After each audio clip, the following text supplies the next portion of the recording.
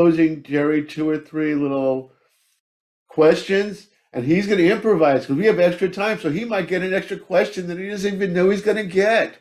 Everybody think that's a good idea? Of course.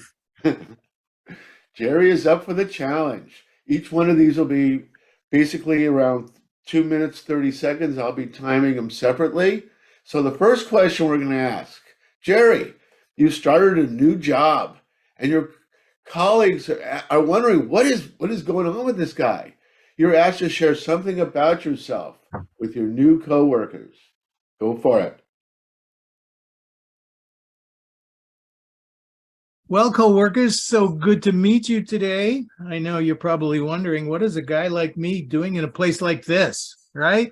The first time I had a job, bread cost 25 cents a loaf. Gas cost 25 cents a gallon. And the minimum wage was $1. And my first job, I had several, but they were catch as catch can, and I would work construction jobs. And one of my first jobs, I worked for a construction company, and my foreman, I was actually in college at the time, and my foreman was, if he wasn't an immigrant from Portugal, he was very first generation from Portugal. And that was the ethnic background and the heritage of a lot of people where I grew up from. And old Manny Cabral was a tough taskmaster. And of course, Manny never went to college. And he sort of enjoyed teasing my friend and I, who were both in between years at college, or we were going to college. And he made it pretty tough on all of us. And somehow we came through. Well, Manny knew my dad. And after that, and I would come home every day and, of course, express my true, sincere feelings about Manny Cabral at the dinner table. So my father was a little sympathetic, even though he was also a hard taskmaster. One day he saw Manny and they were talking, and Manny says, "Boy, I really gave your son a hard time, didn't I?" He says, "I don't know, Manny. He worked all that hard. He used to come home, have dinner, and then go out and practice football and get in shape for the season." And that was my first job. Now, I don't expect this job is going to be quite as tasking as the one I had with Manny Cabral, but I'm very happy to be here with all you. And needless to say, the minimum wage is not $1 anymore. It's $15 an hour, and we're all working very hard, and hopefully we're making a lot more than the minimum wage here, because what we do is important. What we do is changing the lives of people. And I know I'm very pleased to be here, and I'm very happy to make a contribution as we change the lives of people with this organization. Mr. Toastmaster. Thank you, Jerry. I'm going to reset my timer. There we go. For your second question, let's see. The speaker for an important event like the State of the Union that some of you may have watched, somehow President Biden got lost getting his way. And you need to entertain all these senators and House members for a few minutes until he shows up. What are you going to tell Congress to pass the time to keep them interested and not start throwing things at you? Jerry.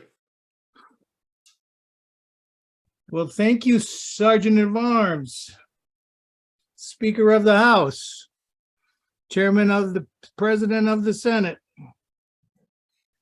As you know, I'm here to get this meeting started. So congressmen, senators, officials of all sorts, you're probably wondering, what's this man doing here?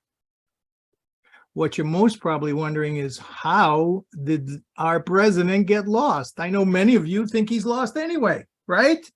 You think this is just the natural way things happen. Well, I'll be very frank with you. I ran for office several times in high school, so I feel I'm very qualified to have this position. I won't say I won all those elections, but I'm sure there's several people here who haven't won all the elections they've been in either. I think what's really important today is that we are getting ready to hear a historic moment.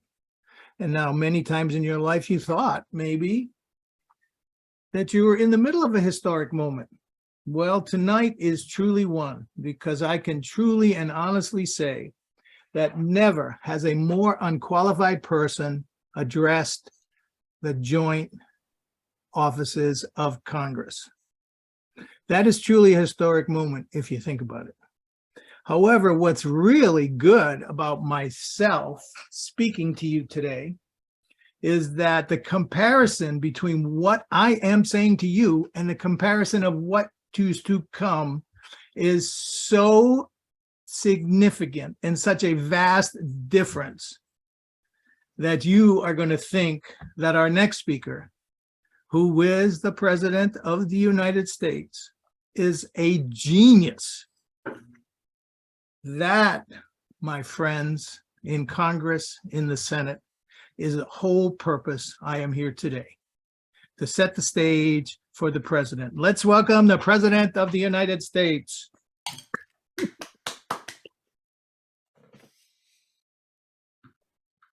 Thank you, Jerry. And now because we have extra time, we're going to get a third one from your list. You're thriving on this. You love it. Your club, Voyagers, is finally holding an open house. And you, Jerry, because you're probably one of the more experienced speakers, are asked to give a short speech about your experience in Toastmasters and how it has enriched and helped your life and your career. Jerry. Well, welcome guests. Welcome, my fellow Toastmasters. This is a significant occasion because, as you can tell, we're all excited to show what Toastmasters has meant for us in our life. Now, I will be honest with you, the first time I went to a Toastmaster meeting,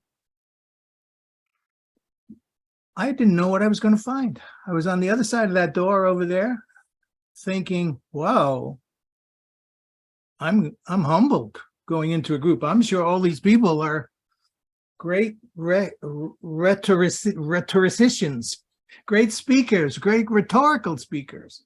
I'm sure I'm going to be really humbled when I get in there. Well, needless to say, when I crossed the door and started to meet some of these people, and you see some people here today, I realized that my assumptions was widely exaggerated.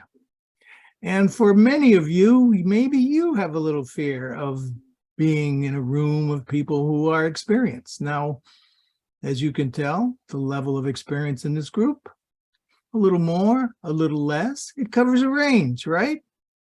However, I will guarantee that everyone in this room is a better communicator for being in this organization. I know in my life, I've learned so many things about communicating, better speaking, better thinking, better listening. All those skills I've gained through my Toastmaster experience. And for you guests, I can guarantee that if you apply yourself to this organization and this experience, you will become a better speaker, a better thinker, a better communicator.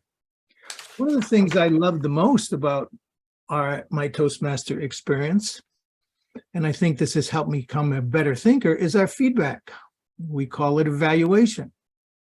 And being an evaluator, you get to, I would say, analyze a speech, think about what was good about the speech, get a structure for your evaluation for how you give feedback, how you can help that person become a better speaker, a better communicator. But in the process, you become a better thinker.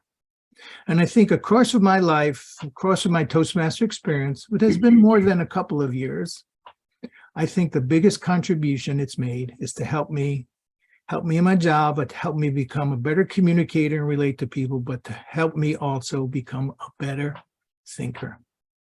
Mr. Toastmaster,